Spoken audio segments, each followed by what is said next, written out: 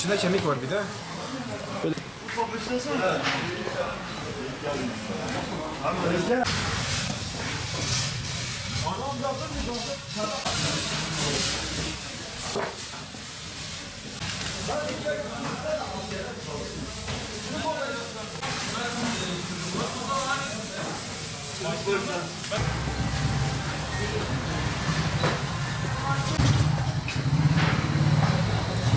Biraz ağırdan alıyorum. Niye böyle?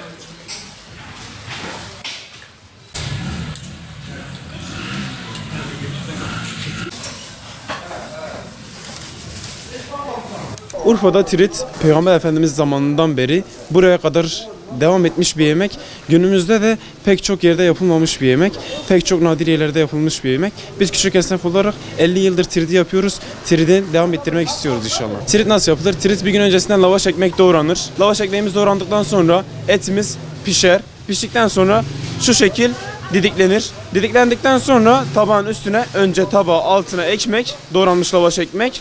Üstüne tiridin eti, didiklenmiş eti, bizim deyimimizde didiklenmiş eti. Ondan sonra et suyu, kendi suyunu bırakıyoruz. Bir de isteğe bağlı sarımsaklı yoğurt bırakıyoruz üstüne. Tiridin faydaları: tirit bağışıklık sistemine iyi gelir. Tirit zihinde tutar. Tirit Peygamber Efendimizin yemeğidir. Tirit her türlü hastalığa iyi gelir inşallah Allah'ın izniyle. Tiritin faydaları saymakla bitmez, evet. Tirit genellikle kış aylarında tüketiliyor. Ocak, Şubat, Mart aylarında tüketiliyor. Sabah 5'te başlıyor tirit. Yani öğle vaktine kadar yetişmiyor. Her sabah 5'te Allah'ın izniyle bu tezgahımız, Urfa'ya gelen misafirlerimiz tirit yememişse Urfa'ya gelmiş sayılmaz efendim. Tirit Urfa'ya özgü, Urfa'nın yemeği, Urfa örf adetinin yemeğidir. Kelle paçanın yapım aşamaları bize kasaptan gelir. Kasaptan geldikten sonra biz burada temizleriz. Temizledikten sonra kazanda 20 tane kelle kaynar. Kaynadıktan sonra çıkar. Ondan sonra bir daha tekrardan temizlenir. Soğumaya bırakılır. Tekrardan doğranmaya başlayıp böyle hazır halde tezgaha sunulur efendim. Kelle paçanın bağışıklık sistemine, bütün hastalıklara şifadır inşallah kelle paça. Kelle paçamız kış aylarında baş gösteriyor, yani Aralık, Ocak, Şubat, Mart aylarında. Genellikle müşterilerimiz o aylarda geliyor. Yazın pek tüketilmeyen bir yemek ama kışın vazgeçilmez bir yemek.